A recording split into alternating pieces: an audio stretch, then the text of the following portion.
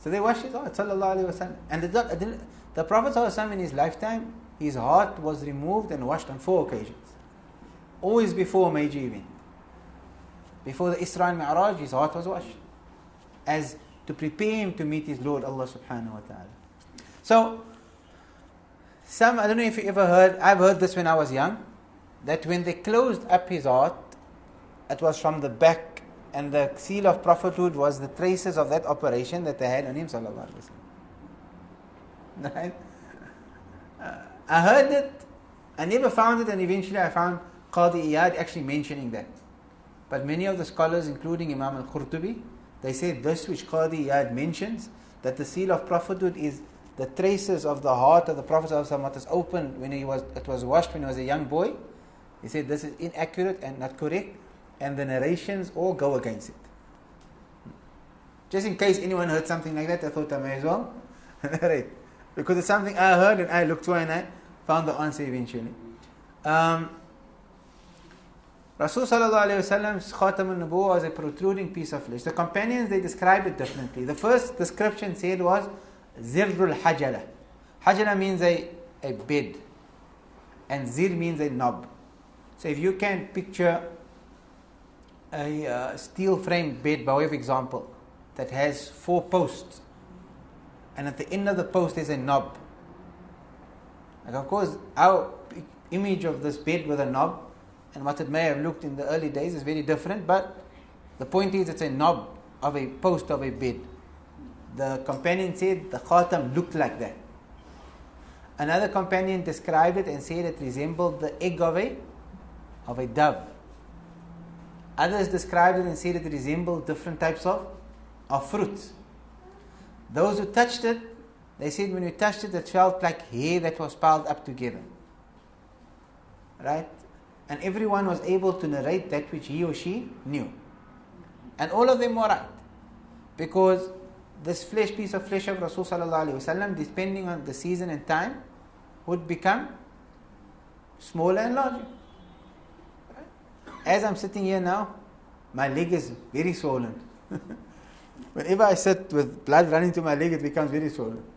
So depending on your state and circumstance and heat, and it all plays a role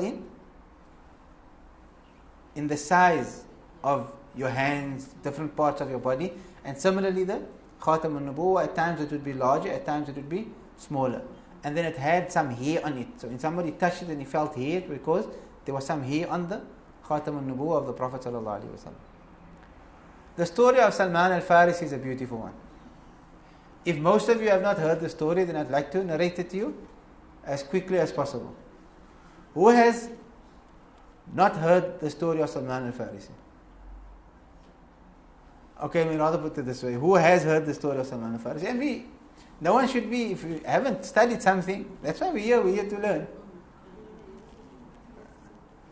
So Salman al-Farisi, he lived, according to some, for 250 years. According to others, he lived for 350 years. And he was loved by the Prophet ﷺ. The Prophet ﷺ made Salman al-Farisi from the Ahlul Bayt. He said to Salman, Antum minna Ahlul Bayt. When Sayyidah Fatima got married, to the extent to which he became part of the Ahlul Bayt, when Sayyidah Fatima got married from her walima, she was placed on either horseback or camelback, I can't recall. And she was accompanied by all her uncles to the home of Sayyidina Ali. I always mention this as one of the foundations for our tradition in Cape Town. I don't even have it in. You have it. So we have the Hajis that take the bride off stage and brings the bride to. The uncles of Sayyidah Fatima took her from the walima and brought her to her home. They were walking in front of her, exposing their swords, and they were singing nasheeds. The wedding of Sayyidah Fatima for me is an amazing occasion. Why? Because she was the best of women. And she was the closest to Rasulullah. And she resembled him most. And a woman folk, after Rasulullah, you should love no one the way you love Sayyidah Fatima. Even all of us, we should love no one the way we love Sayyidah Fatima. Sayyidah Fatima's wedding was such an amazing occasion because it spoke of culture. how the Prophet ﷺ embraced that part of the culture within his community that did not contradict the Quran and the Sunnah. And we are so quickly these days to make away with all types of culture within our community, thinking that by default culture is bad. Whereas the yardstick in determining what culture is acceptable and what is not is the book and the Sunnah. If something doesn't contradict the Sunnah or the book of Allah, then there's no problem in upholding it. One of the beautiful things in the city of Tarim or Hadramaut is people's attachment to culture. And Arab culture is very rich and beautiful. Like in Tarim you find culture, subhanallah. At first, when you see it at first, your immediate response is, what the heck is happening here? And as you become part of the community and develop love for its scholars, you just enjoy everything about it. You enjoy the males doing their, they call it tazfeen. Tazfeen is a type of dance they would do. You enjoy the open air gatherings of dhikr and the drums that are playing. You enjoy the tahaweed, which is encouraging people, preparing them for the visit to Nabiullah Hud alayhi salatu wasalam. Everything about it just becomes beautiful. And you actually yearn for it. And many of the Habaib, they said, Habib Alawi bin Shihab, he said, there's absolutely no custom or any aspect of our culture in the valley of Tarim except that it is, the foundation of it is found in the book of Allah and the Sunnah of Rasul sallallahu alaihi wasallam. But anyway, Sayyidah Fatima radiallahu anha, so her uncles accompanied her. The only person that was not an uncle of hers, meaning one of the Prophet ﷺ's uncles, the only one that was not was Salman al-Farisi. He was among her uncles escorting her to her home on the occasion of her wedding. So Salman al-Farisi was very close to Rasul. His story, he was born into a family that worshipped fire. He was a Zoroastrian. And he was loved by his father. His father loved him dearly. And to protect him from all the fitan of the time, he was in Khurasan. He was a Persian. To protect him, his father kept him indoors. The narration says, like fathers would usually keep their daughters indoors. Where are those fathers today?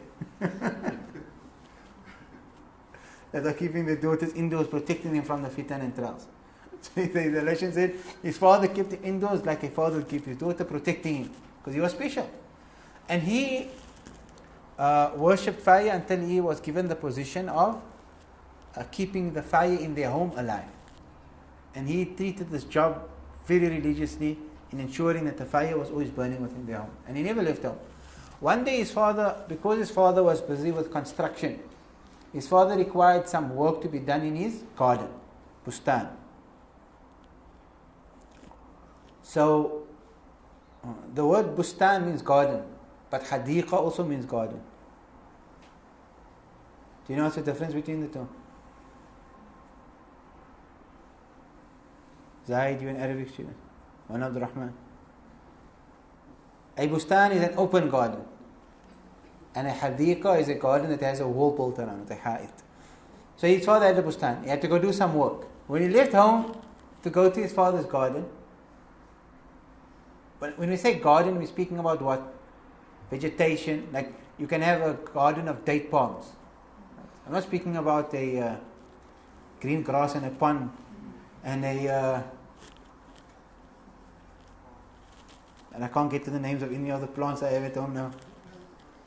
What's the purple one called? Eh? Brinjal. No, the purple plant that smells lavender.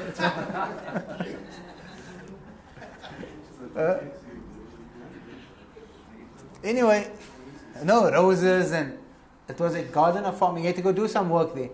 On his way to the garden, he passed by a church of Christians. And then he listened. And he was attracted because their faith made more sense to him.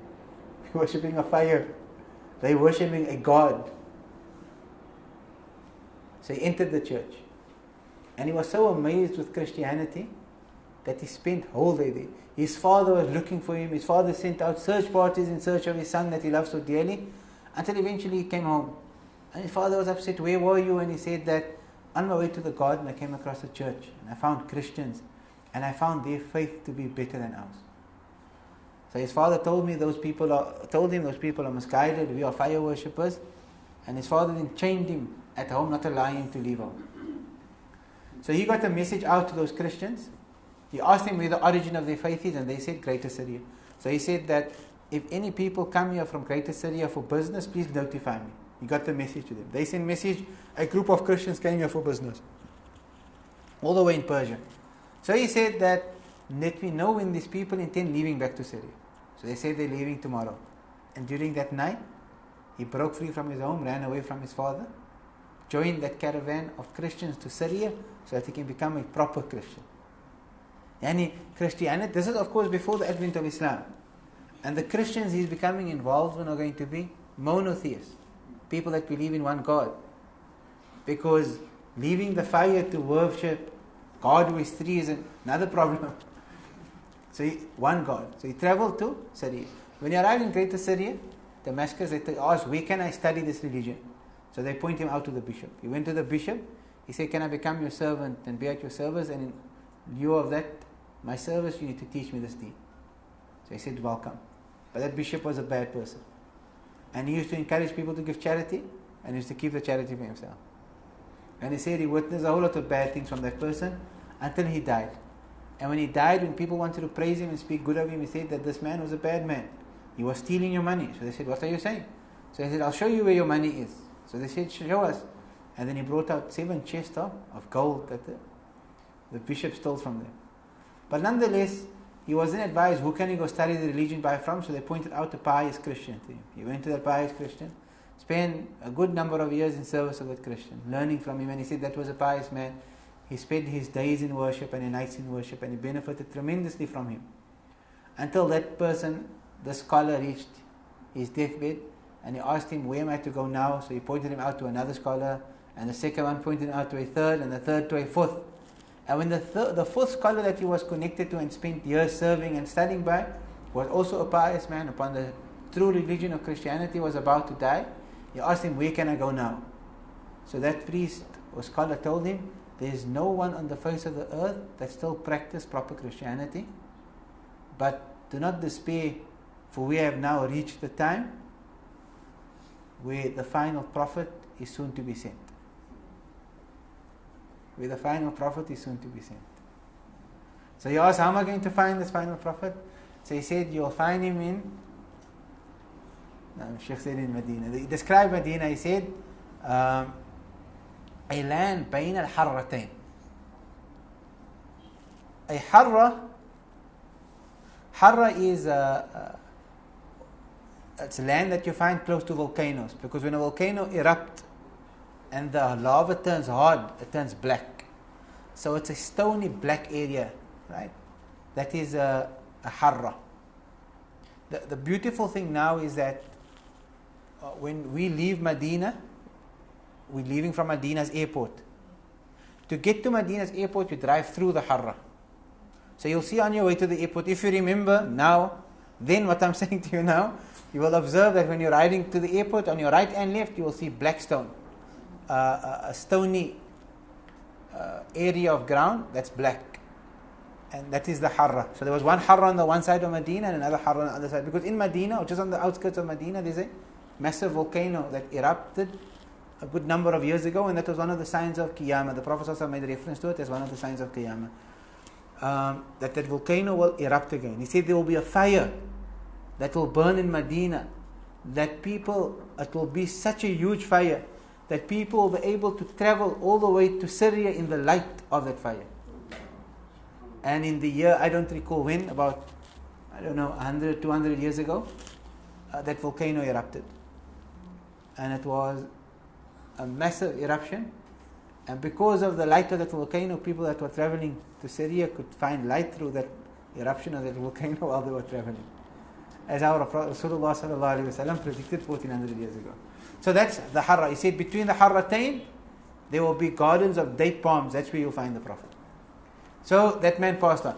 So Salman al-Farisi, he met people. He said, are you going to the land of the Arabs? They said yes.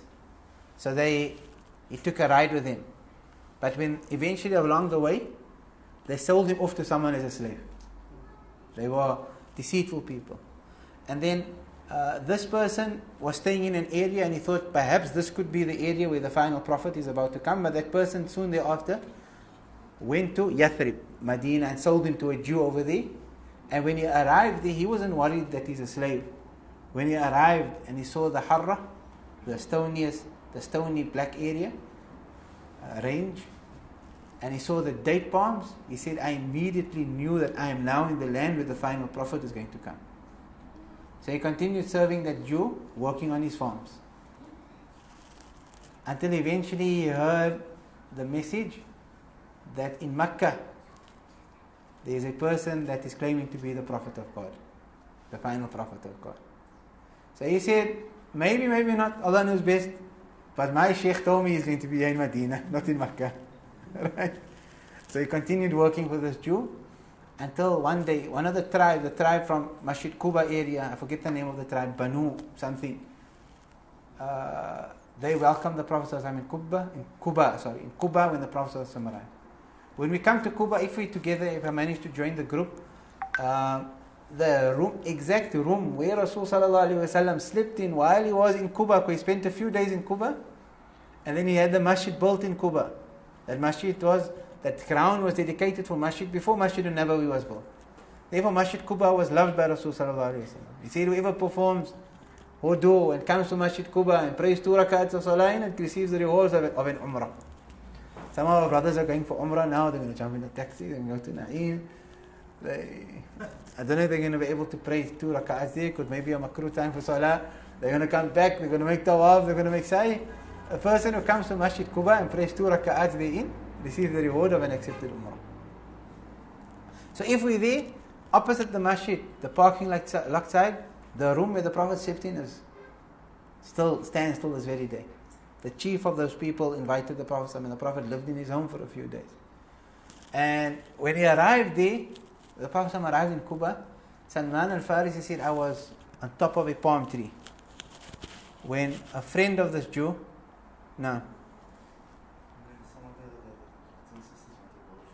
Umrah. Now we're going to start in now. No.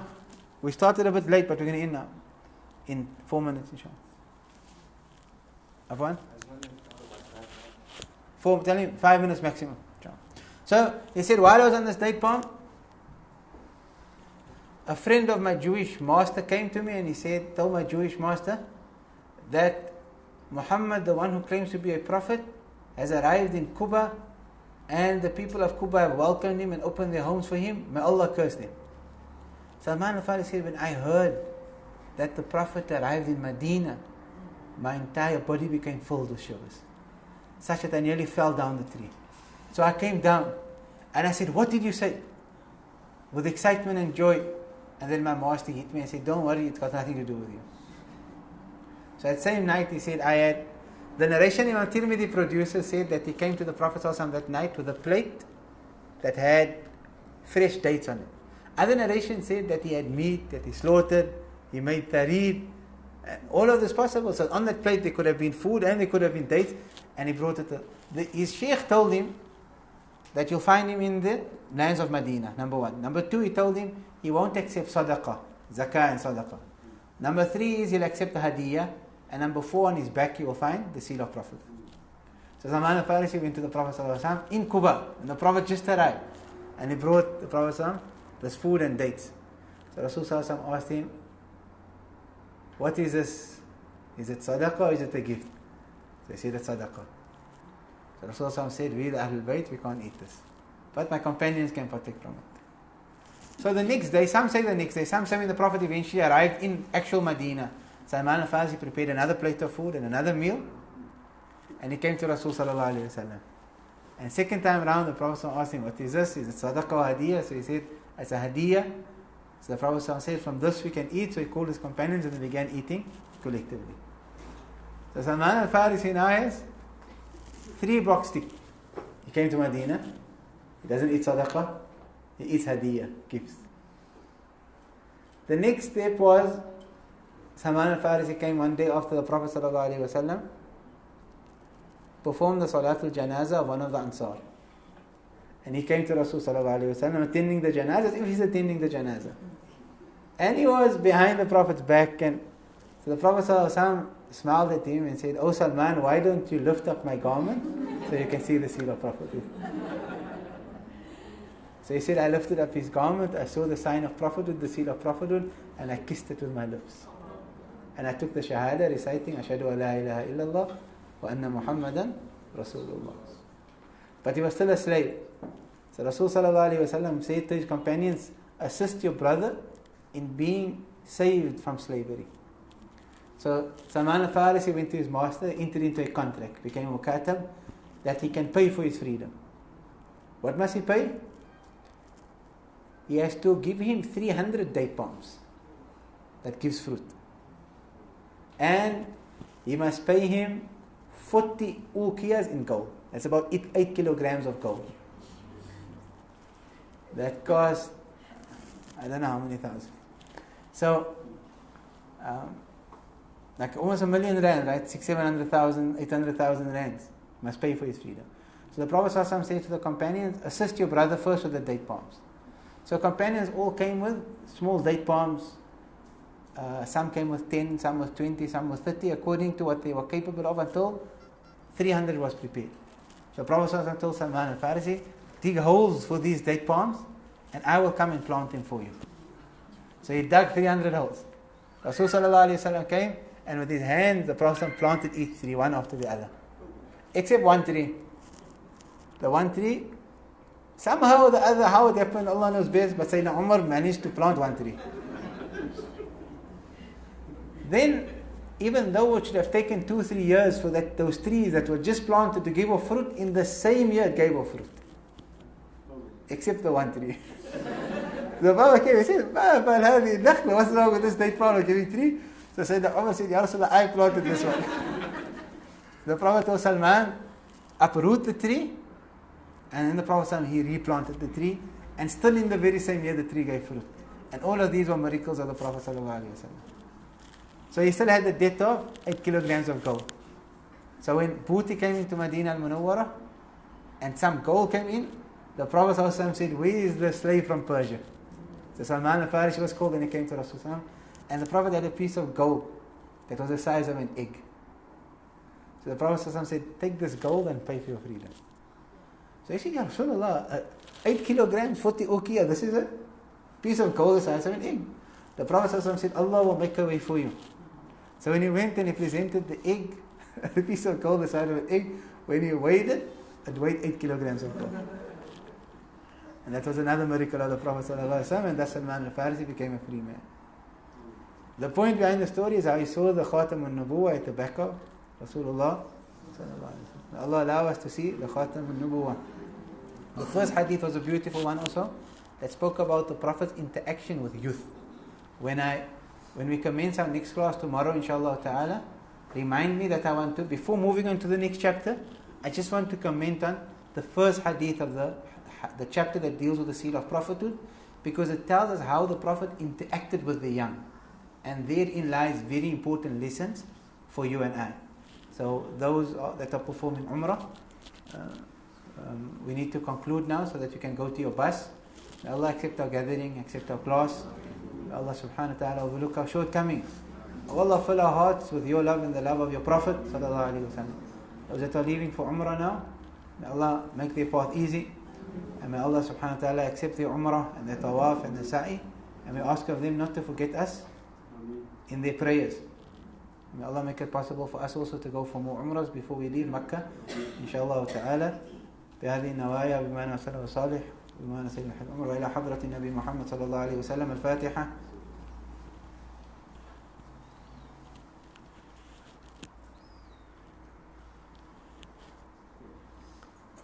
سبحان ربك رب العزة عما يصفون وسلام على المرسلين والحمد لله رب العالمين. Those who are leaving for Umrah, you can